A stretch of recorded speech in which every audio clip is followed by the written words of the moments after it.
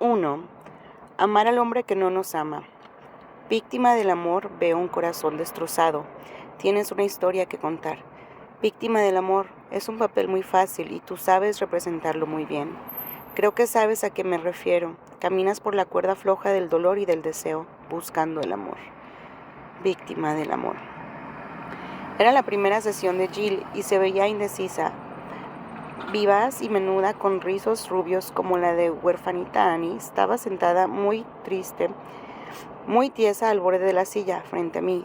Todo en ella parecía redondo, la forma de su cara, su figura ligeramente rolliza y, en particular, sus ojos azules, que observan los títulos y certificados colgados en las paredes de mi consultorio.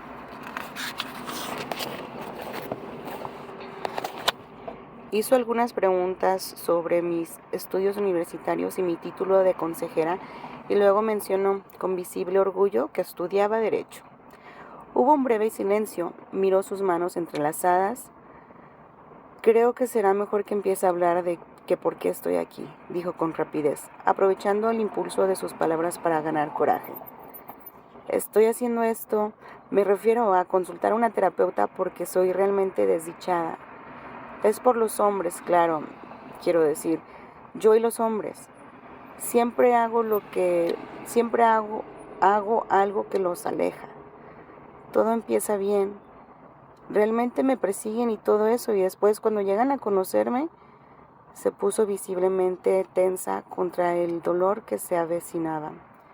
Todo se arruina. Me miró con los ojos brillantes por las lágrimas contenidas y prosiguió más lentamente. Quiero saber qué hago mal, qué tengo que cambiar en mí, por qué lo haré. Haré todo lo que sea necesario. Realmente soy muy trabajadora. Comenzaba a acelerarse otra vez. No es que no esté dispuesta, es solo que no sé porque siempre me pasa esto. Tengo miedo de involucrarme en otra relación. Quiero decir, cada vez que lo hago no hay más que dolor. Comienzo a tener miedo de los hombres. Movió la cabeza, sus redondos rizos se balancearon y explicó con vehemencia. No quiero que eso suceda porque estoy muy sola. En la escuela de Derecho tengo muchas responsabilidades y además trabajo para mantenerme. Esas exigencias podrían tenerme ocupada todo el tiempo. De hecho, eso es prácticamente lo único que hice el último año, trabajar, ir a las clases, estudiar y dormir. Pero echaba de menos el hecho de tener un hombre en mi vida. Entonces conocí a Randy, mientras visitaba a unos amigos en San Diego hace 2 meses. Es abogado y nos conocimos una noche que mis amigos me llevaron a bailar. Bueno, hicimos buenas migas de entrada. Había de tanto que hablar, salvo que creo que fui yo quien más habló. Pero a él parecía gustarle eso. Además, era fantástico estar con un hombre que se interesaba por cosas que por mí también eran importantes. Jill frunció el entrecejo. Parecía realmente atraído hacia mí. Por ejemplo, me preguntó si era casada. Soy divorciada desde hace 2 años. Si vivía sola, ese tipo de cosas. Yo podía imaginar cómo debió notarse el entusiasmo de Jill mientras conversaba alegremente con Randy por sobre la música estrepitosa aquella primera noche, y el entusiasmo con el que recibió una semana después, cuando él hizo un viaje por trabajo a Los Ángeles y lo extendió 160 kilómetros más para visitarla. Durante la cena, Jill le ofreció dejar dormir en su apartamento para que pudiera postergar el largo viaje de regreso hasta el día siguiente. Randy aceptó la invitación y el romance inició esa noche. Fue fantástico, me dejó cocinar para él y realmente disfrutaba con que le atendiera. Le planché la camisa antes de que se vistiera por la mañana. Me encantaba atender a los hombres. Nos llevábamos a las 1000 maravillas. Jill sonrió con una expresión de añoranza. Pero al continuar con su historia resultó evidente que casi de inmediato se había obsesionado por completo con Randy. Cuando él llegó de regreso a su apartamento en San Diego, el teléfono estaba sonando. Jill le informó cálidamente que había estado preocupada por su largo viaje y que le aliviaba saber que había llegado bien. Cuando tuvo la impresión de que él parecía un poco perplejo por su llamada, se disculpó por haberlo molestado y colgó. Pero un intenso malestar comenzó a crecer en ella. atizado por la comprensión de que una vez más sus sentimientos eran mucho más profundos que los del hombre de su vida. Randy me dijo que no lo presionara o simplemente desaparecería. Me asusté mucho. Todo dependía de mí. Se suponía que debía amarlo y al mismo tiempo dejarlo en paz. Yo no podía hacerlo, por eso me asustaba cada vez más. Cuanto más tiempo sentía, más perseguía a Randy. Pronto Jill comenzó a llamarlo casi todas las noches. Habían acordado turnarse para llamar, pero a menudo cuando era el turno de Randy, se hacía tarde y Jill se inquietaba demasiado por soportar la espera. De cualquier manera no podría dormir, de modo que lo llamaba. Esas conversaciones eran tan vagas como prolongadas. Me decía que había olvidado llamarme, y yo le decía, ¿cómo puedes olvidarlo? Después de todo, yo nunca lo olvidaba. Entonces empezamos a hablar de razón por la que él olvidaba. Parecía tener miedo de acercarse a mí y yo quería ayudarlo a superar eso. Siempre decía que no sabía qué quería en la vida y que yo trataba de ayudarlo a aclararles eran las cosas importantes para él. Yo trataba de ayudarlo a aclarar cuáles eran las cosas importantes para él. Fue así como Jill adoptó el papel de psiquiatra con Randy, tratando de ayudarle a estar emocionalmente más próxima a ella. El hecho de que Randy no lo quisiera era algo que Jill no podía aceptar. Ella ya había decidido que Randy la necesitaba. En 2 oportunidades, Jill voló a San Diego para estar el fin de semana con él. En la segunda visita, él pasó el domingo ignorándola, mirando televisión, bebiendo cerveza. Fue uno de los peores días que ella podía recordar. ¿Bebía mucho?, le pregunté. Pareció sorprendida al escucharme. Bueno, no mucho. En realidad no lo sé. Nunca lo pensé. Claro que estaba bebiendo en la noche en que lo conocí, pero es natural. Después de todo estábamos en un bar. A veces cuando hablábamos por teléfono yo oía el tintineo del hielo en un vaso y bromeaba al respecto, pero bebía solo y esas cosas. En realidad nunca estuve con él sin que bebiera, pero simplemente supuse que le gustaba beber. Eso es normal, ¿no? ¿Es cierto? Hizo una pausa pensativa. Sabe, a veces por teléfono hablaba de una manera rara, especialmente para un abogado. Parecía vago, impreciso, olvidadizo, poco consciente, pero nunca pensé que esto sucedería porque estaba bebiendo. Creo que yo misma no me permitía pensar en ello. Me miró con tristeza. Tal vez sí bebía demasiado, pero bebía de ser porque yo lo aburría. Creo que era simplemente yo no le interesaba lo suficiente y él no deseaba estar conmigo. Prosiguió con una ansiedad. Mi esposo nunca quería estar conmigo, eso era obvio. Se le llenaron los ojos de lágrimas al esforzarse por continuar. Mi padre tampoco. ¿Qué tengo? ¿Por qué todos sienten lo mismo por mí? ¿Qué es lo que hago mal? Desde el instante en que el Jill tomó conciencia de un problema entre ella y alguien importante para ella, estuvo dispuesta no solo a tratar de resolverlo, sino también a asumir la responsabilidad por haberlo creado. Si Randy, su esposo y su padre no la habían amado, ella sentía que debía ser por algo que ella había hecho o dejado de hacer. Las actitudes, los sentimientos, la conducta y las experiencias de vida de Jill eran típicas de una mujer para quien estar enamorada significa sufrir. Ella exhibía muchas de las características que tienen en común las mujeres que aman demasiado. A pesar de los detalles específicos de sus historias y luchas, ya sea que hayan soportado una larga y difícil relación con un solo hombre o se hayan visto involucradas en una serie de relaciones infelices con muchos hombres, las mujeres que aman demasiado comparten un perfil común. Amar demasiado no significa amar a demasiados hombres, ni enamorarse con demasiada frecuencia, ni sentir un amor genuino demasiado profundo por otro ser. En verdad significa obsesionarse por un hombre y llamar a esa obsesión amor, permitiendo que ésta controle nuestras emociones y gran parte de nuestra conducta. Y si bien comprendemos que ejerce una influencia negativa sobre mucha salud y nuestro bienestar, nos sentimos incapaces de liberarnos de ella. Significa medir nuestro amor por la profundidad de nuestro tormento. Al leer este libro es probable que usted se identifique con Jill o con otra de las mujeres cuyas historias encontrará aquí, y quizás se pregunte si usted también es una mujer que ama demasiado.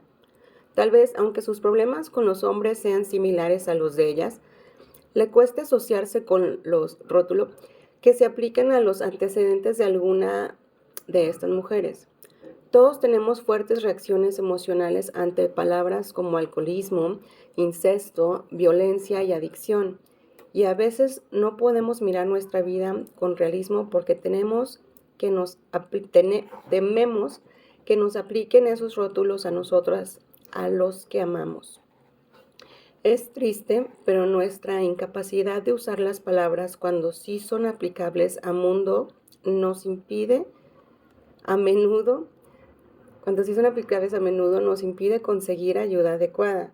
Por otro lado, esos temidos rótulos pueden no ser aplicables en su vida. Es probable que en su niñez haya tenido problemas de naturaleza muy sutil. Tal vez su padre, al tiempo que proporcionaba un hogar económicamente seguro, sentía un profundo rechazo y desconfianza hacia las mujeres, y su incapacidad de amarla evitó que usted se amara a sí misma. O quizá la actitud de su madre hacia usted haya sido celosa y competitiva en privado, aun cuando en público se enorgulleciera de usted. De modo que usted terminó por necesitar una buena ocasión para ganar su aprobación y al mismo tiempo temer la hostilidad que su éxito generaba en ella. En este libro no podemos cubrir la miríada de formas en que una familia puede ser disfuncional. Eso requeriría varios volúmenes de naturaleza bastante diferente. Sin embargo, es importante entender que lo que todas las familias disfuncionales tienen en común es la incapacidad de discutir problemas de raíz. Quizás haya otros problemas que sí se discuten, a menudo hasta el punto de saturación, pero con frecuencia estos encubren los secretos subyacentes que hacen que la familia sea disfuncional. Es el grado de secreto, la incapacidad de hablar sobre los problemas, más que la severidad de los mismos, los que define el grado de disfuncionalidad que adquiere una familia y la gravedad del daño provocado a sus miembros. Una familia disfuncional es aquella en que los miembros juegan papeles rígidos y en la cual la comunicación está severamente restringida a las declaraciones que se adecúan a esos roles. Los miembros no tienen libertad para expresar todo un espectro de experiencias, deseos, necesidades y sentimientos, sino que deben limitarse a jugar el papel que se adapte a el de los demás miembros de la familia. En todas las familias hay papeles, pero a medida que cambian las circunstancias, los papeles y los miembros también deben cambiar y adaptarse para que la familia siga siendo saludable. De esa manera, la clase de atención materna que necesita una criatura de 1 año será sumamente inadecuada para un adolescente de 13 años, y el papel materno debe alterarse para acomodarse a la realidad. En las familias disfuncionales, los aspectos principales de la realidad se niegan y los papeles permanecen rígidos. Cuando nadie puede hablar sobre lo que afecta a cada miembro de la familia individualmente y a la familia como grupo, es más cuando tales temas son prohibidos en forma implícita, se cambia el tema, o explícita. Aquí no se habla de esas cosas. Aprendemos a no creer en nuestras propias percepciones o sentimientos. Como nuestra familia niega realidad, nosotros también comenzamos a negarla. Y eso deteriora severamente el desarrollo de nuestras herramientas básicas para vivir la vida y para relacionarnos con la gente y las situaciones. Es ese deterioro básico lo que opera en las mujeres que aman demasiado. Nos volvemos incapaces de discernir cuando alguien o algo no es bueno para nosotros.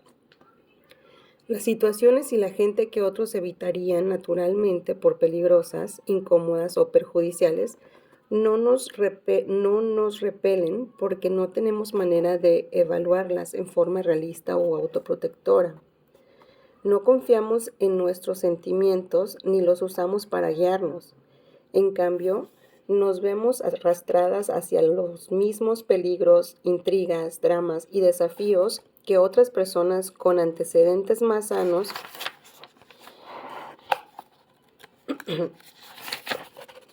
y equilibrados naturalmente evitarían.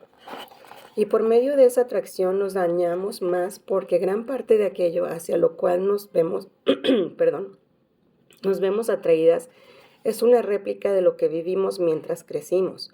Volvemos a lastimarnos una y otra vez. Nadie se convierte en una mujer así, una mujer que ama demasiado por casualidad.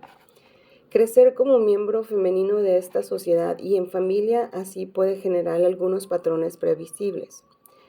Las siguientes características son típicas de las mujeres que aman demasiado, mujeres como Jill y tal vez como usted. Típicamente, usted proviene de un hogar disfuncional que no satisfizo sus necesidades emocionales. Habiendo recibido poco afecto, usted trata de compensar indirectamente esa necesidad insatisfecha proporcionando afecto, en especial a hombres que parecen de alguna manera necesitados. Debido a que usted nunca pudo convertir a su progenitor o progenitores en los seres atentos y cariñosos que usted ansiaba, reacciona profundamente ante la clase de hombres emocionalmente inaccesibles, a quienes pueden volver a intentar cambiar, por medio de su amor. ¿Cómo le aterra que la abandonen? Hace cualquier cosa para evitar que una relación se disuelva. 5. Casi ninguna cosa es demasiado problemática, tarda demasiado tiempo o es demasiado costosa si ayuda al hombre con quien está involucrada. 6. Acostumbrada a la falta de amor en las relaciones personales, usted está dispuesta a esperar, conservar esperanzas y esforzarse más para complacer. 7. Está dispuesta a aceptar mucho más del 50% de la responsabilidad, la culpa y los reproches en cualquier relación. 8. Su amor propio es críticamente bajo y en el fondo usted no cree merecer la felicidad. En cambio, cree que debe ganarse el derecho a disfrutar la vida. 9. Necesita con desesperación controlar a sus hombres y sus relaciones, debido a la poca seguridad que experimentó en la niñez. Disimula sus esfuerzos para controlar a la gente y las situaciones bajo la apariencia de ser útil. 10. En una relación está mucho más en contacto con su sueño de cómo podría ser con la realidad de su situación. 11. Es adicta a los hombres y al dolor emocional. 12. Es probable que usted esté predispuesta emocionalmente y a menudo bioquímicamente para volverse adicta a las drogas, al alcohol y a ciertas comidas, en particulares los dulces. 3. Al verse atraída hacia personas que tienen problemas para resolver o involucrada en situaciones que son caóticas, inciertas o emocionalmente dolorosas, usted evita concentrarse en su responsabilidad para consigo misma. 14. Es probable que usted tenga una tendencia a los episodios depresivos, los cuales trata de prevenir por medio de la excitación que proporciona una relación inestable. 15. No la atraen los hombres que son amables, estables, confiables y que se interesan por usted. Esos hombres agradables les parecen aburridos. Jill tenía casi todas esas características en mayor o menor grado. Fue tanto porque ella encarnaba muchos de los atributos mencionados como por cualquier otra cosa que ella me hubiera dicho y que me hizo sospechar que Randy podía tener un problema de alcoholismo. Las mujeres que tienen esta clase de características emocionales se ven atraídas una y otra vez hacia hombres que son emocionalmente inaccesibles por una razón u otra. La adicción es una forma primaria de ser emocionalmente inaccesible. Desde el comienzo, Jill estuvo dispuesta a aceptar más responsabilidad que Randy por el inicio de la relación y por mantenerla en marcha, al igual que tantas otras mujeres que aman demasiado. Era obvio que Jill era una persona muy responsable, una gran emprendedora que tenía éxito en muchas áreas de su vida, pero que no obstante tenía muy poco amor propio. La realización de sus objetivos académicos y laborales no bastaba para equilibrar el fracaso personal que soportaba en sus relaciones de pareja. Cada llamada telefónica que Randy olvidaba hacer asestaba un duro golpe a la frágil imagen que Jill tenía de sí misma, la cual ella luego se esforzaba heroicamente por apuntalar, tratando de obtener alguna señal de cariño por parte de él. Su voluntad para aceptar toda la culpa por una relación frustrada era típica, al igual que su incapacidad de evaluar la situación con realismo y de cuidarse, abandonando la relación al hacerse evidente la falta de reciprocidad. Las mujeres que aman demasiado tienen poca consideración por su integridad personal en una relación amorosa. Dedican sus energías a cambiar la conducta o los sentimientos de la otra persona hacia ellas, mediante manipulaciones desesperadas, tales como las costosas llamadas de larga distancia y los vuelos de San Diego de Jill. No olvidemos que su presupuesto era sumamente limitado. Sus sesiones terapéuticas de larga distancia con él, más que un intento de ayudarlo a descubrir quién era un intento de convertirlo en el hombre que ella necesitaba que fuera. En realidad, Randy no quería ayuda para descubrir quién era. Si le hubiera interesado ese viaje de autoconocimiento, él mismo habría hecho la mayor parte del trabajo en lugar de permanecer pasivamente sentado mientras Jill trataba de obligarlo a analizarse. Ella hacía esos esfuerzos porque su otra única alternativa era reconocerlo y aceptarlo tal como era, un hombre a quien no le importaban sus sentimientos ni la relación. Volvamos a la sesión de Jill para comprender mejor qué la había llevado aquel día a mi consultorio. Ahora hablaba de su padre. Era un hombre muy obstinado. Juré que algún día ganaría en una discusión con él. Algún día ganaría. Reflexionó un momento. Sin embargo, nunca lo logré. Tal vez sea por eso que me dedique al derecho. Me encanta la idea de discutir un caso y ganar. Esbozó una amplia sonrisa al pensarlo y luego volvió a ponerse seria. ¿Sabe lo que hice una vez?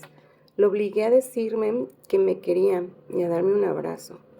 Jill trataba de controlarlo como una simple anécdota de sus años adolescentes, pero no le salió así. Se percibía la sombra de una niña herida. Jamás lo habría hecho si no lo hubiera obligado, pero me quería, solo que no podía demostrármelo. Nunca pudo volver a decirlo, por eso me alegro de haberlo obligado. Si no, nunca lo habría oído decírmelo. Hacía años y años que esperaba eso. Yo tenía 18 años cuando le dije, vas a decirme que me quieres. Y no me movía hasta que me lo dijo. Después le pedí un abrazo y en realidad tuve que abrazarle yo primero. Él apenas me abrazó y me palmó el hombro un poco, pero bastó. Realmente necesitaba eso de él. Las lágrimas habían vuelto y esta vez rodaron por sus redondas mejillas. ¿Por qué le costaba tanto hacerlo? Parece una cosa tan básica poder decir a una hija que uno la quiere. Volví a contemplar sus manos entrelazadas. Lo intenté tanto, tal vez por eso discutía y peleaba tanto con él. Yo pensaba que si alguna vez ganaba, él tendría que orgullecerse de mí, tendría que admirar que lo hacía bien. Yo quería su aprobación, que supongo que significaba su amor más que nada en el mundo.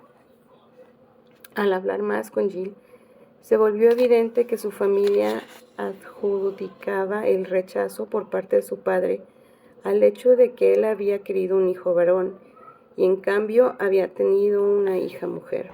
Esa explicación fácil de la frialdad de su padre parecía a ella mucho más sencilla para todos, inclusive para Jill, que aceptar la verdad sobre él.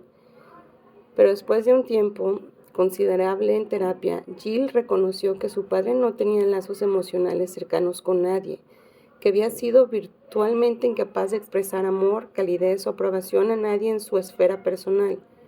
Siempre había Siempre había habido razones para su contención emocional, tales como discusiones y diferencias de opinión o hechos irreversibles como el que Jill fuera mujer. Cada miembro de la familia prefería aceptar esas razones como válidas en lugar de examinar la calidad siempre distante de sus relaciones con él. En realidad, al Jill le costaba más aceptar la incapacidad básica de amar de su padre que continuar culpándose a ella misma. Mientras la culpa fuera suya, también habría esperanzas de que algún día ella pudiera cambiar lo suficiente para provocar un cambio en él. Es verdad en todos nosotros que cuando sucede algo emocionalmente doloroso y nos decimos que la culpa es nuestra, en realidad estamos diciendo que tenemos control sobre ello. Si nosotros cambiamos, el dolor desaparecerá. Esta dinámica subyace a gran parte de la culpabilidad que se adjudican las mujeres que aman demasiado. Al culparnos, nos aferramos a la esperanza de que podremos descubrir lo que estamos haciendo mal y corregirlo, controlando así la situación y deteniendo el dolor. Este patrón en Jill quedó bien en claro durante una sesión, poco después, en la cual describía su matrimonio. Inexorablemente atraída hacia alguien con quien pudiera recrear el clima emocionalmente carente de su niñez con su padre, su matrimonio fue una oportunidad de que volviera a intentar ganar un amor reprimido. Mientras Jill relataba cómo conoció a su esposo, recordé una máxima que había oído de labios de un colega. La gente hambrienta hace malas compras.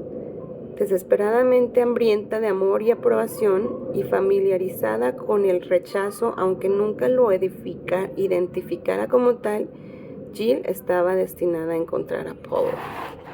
Me dijo, nos conocimos en un bar. Yo había estado lavando mi ropa en un lavadero público y salí unos minutos para ir al bar de al lado, un lugar pequeño y barato.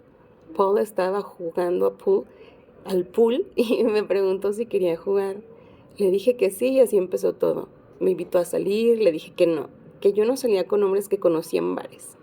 Bien, me siguió hasta el lavadero y siguió hablándome. Finalmente le di mi número telefónico y salimos la noche siguiente. Usted no va a creer esto, pero terminamos viviendo juntos 2 semanas después. Él no tenía dónde vivir y yo tenía que dejar mi apartamento, de modo que conseguimos uno para los dos. Nada en la relación era tan estupendo, ni el sexo, ni el compañerismo, ni nada. Pero pasó un año y mi madre empezó a ponerse nerviosa por lo que yo estaba haciendo, entonces nos casamos. Otra vez Jill sacudía sus rizos. A pesar de este comienzo casual, pronto se obsesionó, debido a que Jill había crecido tratando de enmenar todo lo que estuviera mal. Naturalmente trasladó a ese patrón de pensamientos y conducta a su matrimonio. Me esforzaba mucho, quería decir realmente lo amaba y estaba decidida a lograr que él también me amara. Yo sería la esposa perfecta. Cocinaba y limpiaba como loca y al mismo tiempo trataba de ir a clases. Gran parte del tiempo él no trabajaba. Estaba por ahí o desaparecía varios días. Era un infierno la espera y el hecho de no saber nada de él. Pero aprendí a no preguntar dónde había estado porque vaciló y cambió su posición en la silla. Me cuesta admitir esto. Yo estaba tan segura de que podía hacer que todo funcionara bien si tan solo me esforzara lo suficiente, pero a veces me enojaba después de que él desaparecía y entonces él me pegaba. Nunca había dicho esto a nadie. Siempre me sentí tan avergonzada. Yo misma nunca me vi de esa manera, ¿sabe? Como alguien que se dejara pegar. El matrimonio de Jill terminó cuando su esposo encontró otra mujer en una de sus prolongadas ausencias del hogar. A pesar de la angustia en que se había convertido su matrimonio, Jill quedó desolada cuando Paul se marchó. Yo sabía que fuera quien fuese esa mujer, era todo lo que yo no era. En realidad podía ver por qué me había abandonado Paul. Yo sentía que yo no tenía nada para ofrecerle ni a él ni a nadie. No la culpaba por haberme dejado. Me refiero a que, después de todo, yo tampoco podría soportarme. Gran parte de mi trabajo con Jill consistió en ayudarla a comprender el proceso de enfermedad en que había estado inmersa durante tanto tiempo. Su adicción a las relaciones condenadas al fracaso con hombres emocionalmente inaccesibles, el aspecto adictivo de la conducta de Jill en sus relaciones puede compararse con el uso adictivo de una droga. Al comienzo de sus relaciones había un periodo alto, inicial, una sensación de euforia y entusiasmo mientras ella creía que al fin podrían satisfacerse sus más profundas necesidades de amor, atención y seguridad emocional. Al creer esto, Jill se volvía cada vez más dependiente del hombre y de la relación para sentirse bien. Luego, al igual que un adicto que debe consumir más droga cuando ésta produce menor efecto, comenzaba a dedicarse a la relación con mayor intensidad, ya que ésta le proporcionaba menos satisfacción. En un intento de conservar lo que una vez había parecido tan maravilloso, tan prometedor, Jill acosaba servilmente a su hombre, pues necesitaba más contacto, más consuelo, más amor, al tiempo que recibía cada vez menos. Cuanto peor se volvía la situación, más le costaba desembarazarse de ella debido a la profundidad de su necesidad. No podría renunciar. Jill tenía 29 años la primera vez que vino a verme. Hacía 7 años que su padre había muerto, pero seguía siendo el hombre más importante de su vida. En cierto modo era el único hombre de su vida, porque en cada relación con otro hombre por quien se sentía atraída, en realidad se relacionaba con su padre, esforzándose aún por ganar el amor de aquel hombre que no podía darlo debido a sus propios problemas. Cuando las experiencias de nuestra niñez son particularmente dolorosas, a menudo nos vemos obligados inconscientemente a recrear situaciones similares durante toda la vida en un impulso de obtener el control sobre ellas. Por ejemplo, si nosotros, al igual que Jill, hemos amado y necesitado a un progenitor que no nos correspondía, a menudo nos comprometemos con una persona similar o con una serie de ellas en la edad adulta en un intento de ganar la vieja lucha por ser amados. Jill personificaba esta dinámica al sentirse atraída por un hombre inadecuado tras otro. Hay un viejo chiste acerca de un miope que ha perdido sus llaves a altas horas de la noche y las está buscando a la luz de un farol callejero. Otra persona llega y se ofrece a ayudarlo a buscarlas, pero le pregunta, ¿está seguro que las perdió aquí? El hombre responde, no, pero aquí hay luz. Jill, al igual que el hombre del chiste, buscaba lo que faltaba en su vida, no donde tenía esperanzas de encontrarlo, sino donde le resultaba más fácil buscarlo, ya que era una mujer que amaba demasiado. En este libro analizaremos qué es amar demasiado, por qué lo hacemos y cómo podemos transformar nuestra forma de amar en una forma más sana de relacionarnos. Volvamos a examinar las características de las mujeres que aman demasiado. Esta vez una por una. 1. Típicamente usted proviene de un hogar disfuncional que no satisfizo sus necesidades emocionales. Tal vez la mejor manera de enfocar la comprensión de esta característica sea comenzar por la segunda mitad, que no satisfizo sus necesidades emocionales. Por necesidades emocionales no entendemos solamente las necesidades de amor y atención, si bien ese aspecto de importancia más crítica aún es el hecho de que sus percepciones y sentimientos hayan sido, en su mayor parte, ignorados o negados en lugar de ser aceptados y valorados. Un ejemplo, los padres están peleando. La hija tiene miedo, la hija pregunta a la madre, ¿por qué estás enojada con papá? La madre responde, no estoy enojada, pero se ve furiosa y perturbada. Ahora la hija se siente confundida, más temerosa y dice, yo te oí gritar. La madre responde enfadada, te dije que no estoy enojada, pero lo estaré si insistes con esto. Ahora la hija siente miedo, confusión, enojo y culpa. Su madre ha implicado que sus percepciones son incorrectas, pero si eso es verdad, ¿en dónde vienen esos sentimientos de miedo? Ahora la niña debe elegir entre saber que tiene razón y que su madre le ha mentido deliberadamente o pensar que se equivoca en lo que ella oye, ve y siente. A menudo se conforma con la confusión y deja de expresar sus percepciones para no tener que experimentar la aflicción de que se las invaliden. Eso deteriora la capacidad de una niña de confiar en sí misma y en sus percepciones, tanto en la niñez como en la edad adulta, especialmente en las relaciones cercanas. La necesidad de afecto también puede ser negada o satisfecha en forma insuficiente. Cuando los padres están peleando o atrapados en otro tipo de luchas, es probable que quede poco tiempo y atención para los hijos. Eso hace que la niña sienta hambre de amor y al mismo tiempo no sepa cómo confiarlo o aceptarlo y se sienta inmerecedora de él. Ahora bien, en cuanto a la primera parte de la característica, provenir de un hogar disfuncional, los hogares disfuncionales son aquellos en que se dan uno o más de los rasgos siguientes: abuso de alcohol y otras drogas prescritas o ilegales, conducta compulsiva como por ejemplo una forma compulsiva de comer, de trabajar, de limpiar, de jugar, gastar, hacer dieta, hacer gimnasia, etc. Estas prácticas son conductas adictivas, además de procesos de enfermedad progresivos. Entre muchos de sus efectos alteran y evitan el contacto sincero y la intimidad de una familia.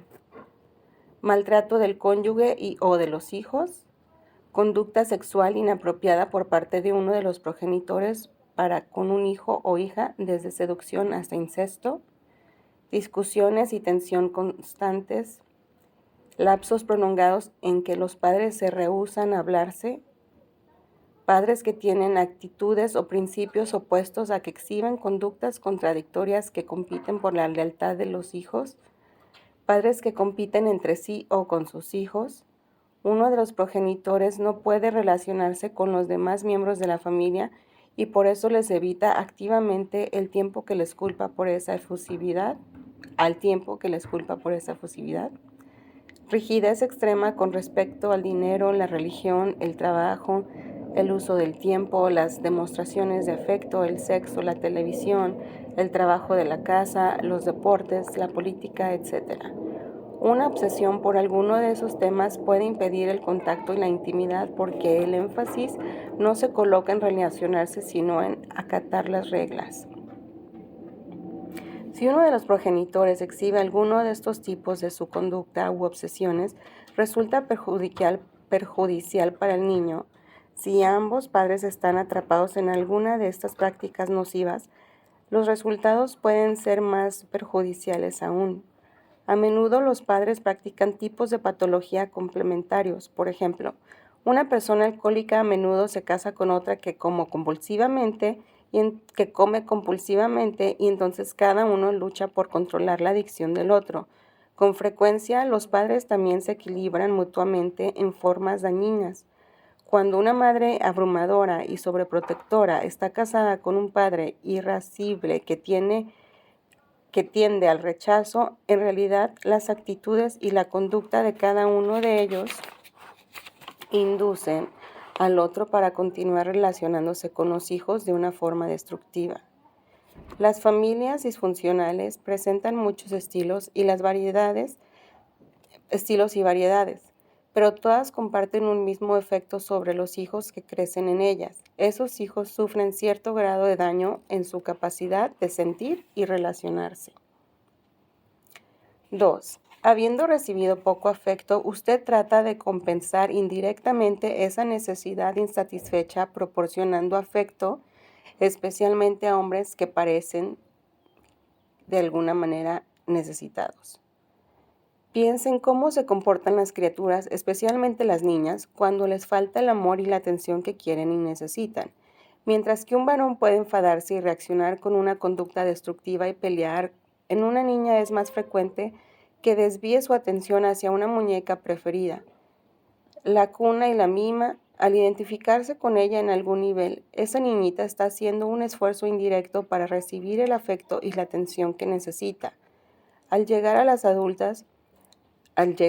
adultas, las mujeres que aman demasiado hacen algo muy similar, solo que tal vez en forma ligeramente más sutil.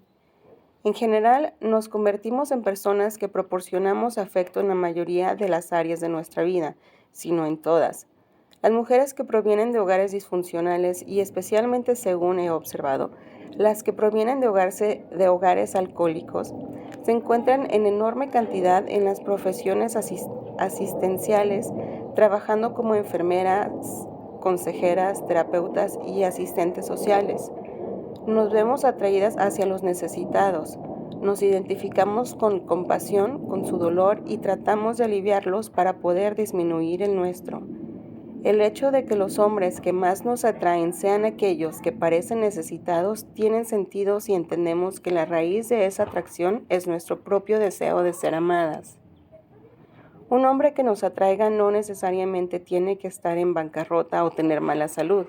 Quizás sea incapaz de relacionarse bien con los demás, o puede ser frío y desenamorado, obstinado o egoísta, malhumorado o melancólico. Tal vez sea un poco rebelde o irresponsable, o incapaz de comprometerse o de ser fiel. O quizás nos diga que nunca ha podido amar a nadie. Según nuestros propios antecedentes, respondemos a distintas variedades de necesidad, pero sin duda respondemos con la convicción de que ese hombre necesita nuestra ayuda, nuestra compasión y nuestra sabiduría para mejorar su vida. 3. Debido a que usted nunca pudo convertir a sus progenitores en los seres atentos y cariñosos que usted ansiaba, reacciona profundamente ante la clase de hombres emocionalmente inaccesibles a quienes puede volver a intentar cambiar por medio de su amor. Quizás su lucha haya sido con uno solo de sus padres, quizás con ambos, pero lo que haya estado mal, lo que haya faltado o haya sido doloroso en el pasado es lo que usted está tratando de corregir en el presente. Ahora comienza a ser evidente que sucede algo muy nocivo y frustrante. Sería bueno que trasladáramos toda nuestra compasión, nuestro apoyo y comprensión a las relaciones con hombres sanos, hombres con quienes hubiera alguna esperanza de satisfacer nuestras propias necesidades. Pero no nos atraen los hombres sanos que podrían darnos lo que necesitamos. Nos parecen aburridos, nos atraen los hombres que reproducen la lucha que soportamos con nuestros padres, cuando tratábamos de ser lo suficientemente buenas, cariñosas, dignas, útiles e inteligentes para ganar el amor, la atención y la aprobación de aquellos que no podían darnos lo que necesitábamos, debido a sus propios problemas y preocupaciones. Ahora funcionamos como si el amor, la atención y la aprobación no tuvieran importancia, a menos que podamos obtenerlos de un hombre que también es incapaz de dárnoslo, debido a sus propios problemas y preocupaciones. 4. Como la aterra que la abandonen, hace cualquier cosa para evitar que una relación se disuelva. Abandono es una palabra muy fuerte. Implica ser dejadas posiblemente para morir, porque quizá no podamos sobrevivir solas. Hay abandono literal y abandono emocional. Todas las mujeres que aman demasiado han experimentado por lo menos un profundo abandono emocional, con todo el terror y el vacío que eso implica. Como adultas, el hecho de ser abandonadas por un hombre que representa en tantos aspectos a aquellas personas que nos abandonaron primero, hace aflorar una vez más todo ese terror. Claro que haríamos cualquier cosa para evitar sentir eso otra vez. Esto nos lleva a la siguiente característica, la 5. Casi ninguna cosa es demasiado problemática, tarda demasiado tiempo o es demasiado costosa si ayuda al hombre con quien usted está involucrada. La teoría que subyace a toda esa ayuda es que si de resultado el hombre se convertiría en todo lo que usted necesita que sea, lo cual significa que usted ganará esa lucha para obtener lo que ha deseado durante tanto tiempo. Por eso, mientras que a menudo somos frugales e incluso austeras para con nosotras mismas, llegaremos a cualquier extremo para ayudarlo a él. Algunos de nuestros esfuerzos por él incluyen los siguientes. comprarle ropa para mejorar la imagen que tiene de sí mismo, encontrarle una terapeuta y rogarle que vaya a verlo, financiar hobbies costosos para ayudarlo y aprovechar mejor su tiempo, soportar perturbadoras reubicaciones geográficas porque él no es feliz aquí, darle la mitad a él o total de nuestras propiedades y posesiones para que no se sienta inferior a nosotras, proporcionarle un lugar donde vivir para que se sienta seguro, permitir que abuse de nosotras emocionalmente porque antes nunca le dejaron expresar sus sentimientos, encontrarle empleo. Esta es solamente una lista parcial de las maneras en que tratamos de ayudar. Rara vez cuestionamos lo apropiado de nuestras acciones a favor de él. De hecho, gastamos mucho tiempo y energías tratando de idear nuevos enfoques que podrían funcionar mejor que los que ya hemos probado. 6. Acostumbrada a la falta de amor en las relaciones personales, usted está dispuesta a esperar, conservar esperanzas y esforzarse más para complacer. Si otra persona con antecedentes distintos se encontrara en nuestras circunstancias, sería capaz de decir, esto es horrible, no seguiré haciéndolo más.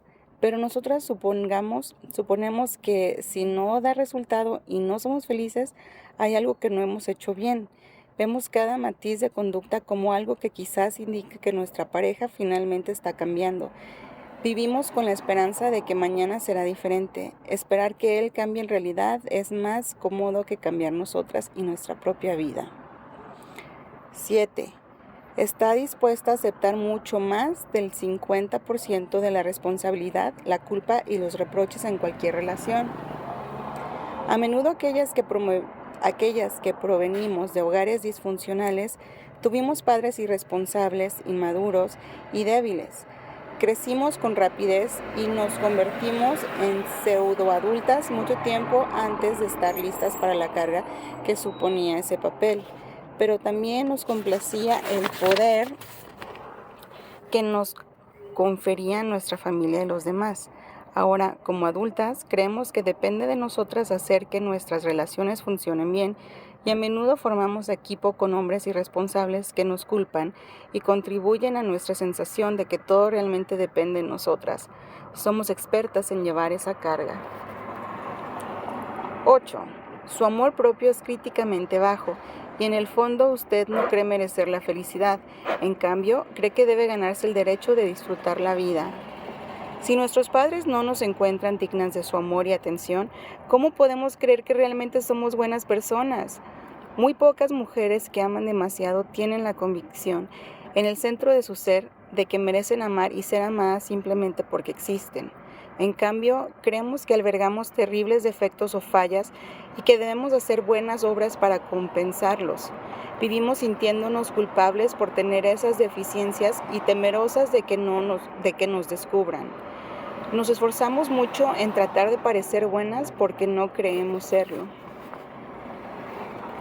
9. Necesita con desesperación controlar a sus hombres y sus relaciones debido a la poca seguridad que experimentó en la niñez. Disimula sus esfuerzos por controlar a la gente y las situaciones bajo la apariencia de ser útil.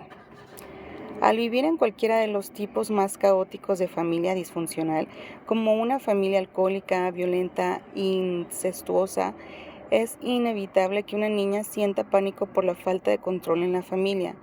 No puede contar con las personas de las que depende porque están demasiado enfermas para protegerla.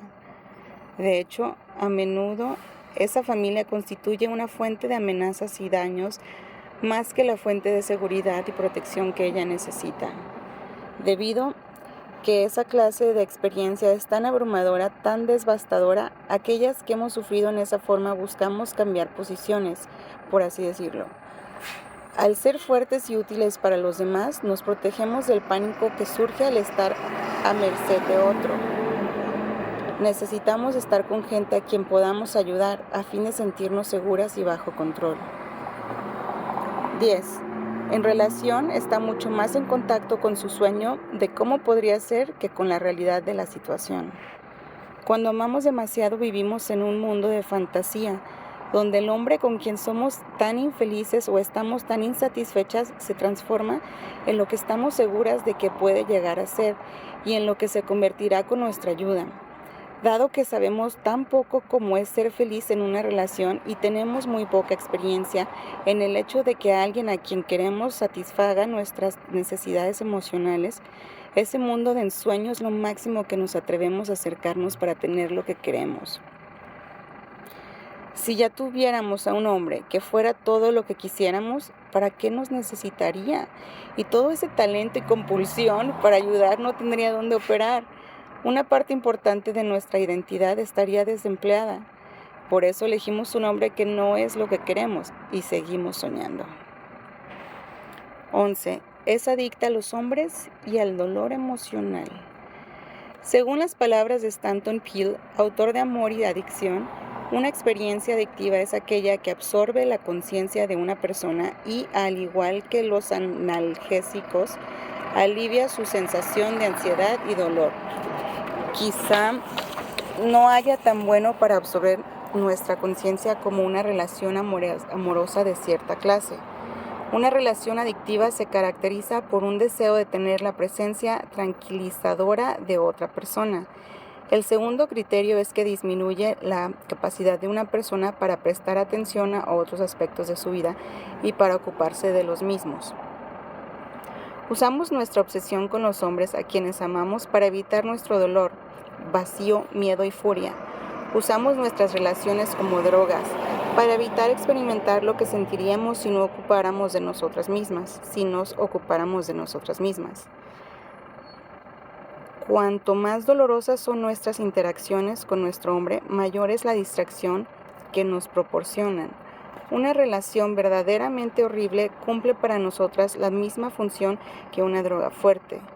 No tener un hombre en quien concentrarnos es como suspender el consumo de una droga, a menudo con muchos de los mismos síntomas físicos y emocionales que acompañan la verdadera suspensión de una droga. Náuseas, sudor, escalofríos, temblor, ansiedad, una forma obsesiva de pensar, depresión, imposibilidad de dormir, pánico y ataques de angustia.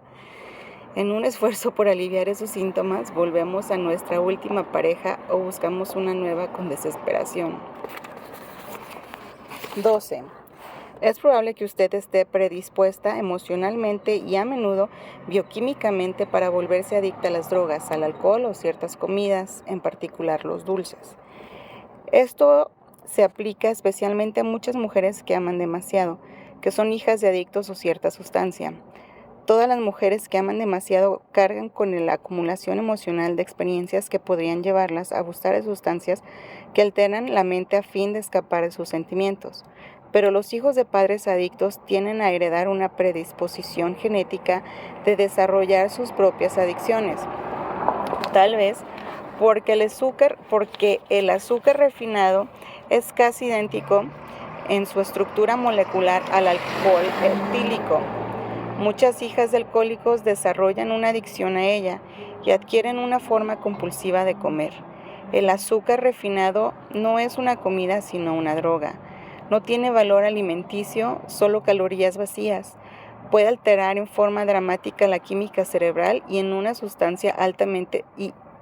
es una sustancia altamente adictiva para mucha gente.